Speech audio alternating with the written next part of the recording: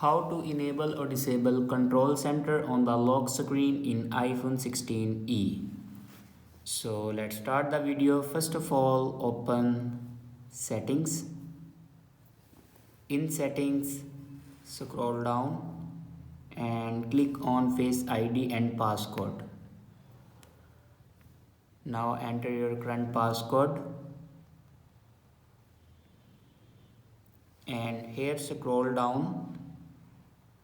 In allow access when logged section, you can see the option control center. Now here you can enable or disable your control center on the lock screen. If you want to disable your control center on the lock screen, then simply turn this button off. And if you want to enable your control center on the lock screen, then simply turn this button on.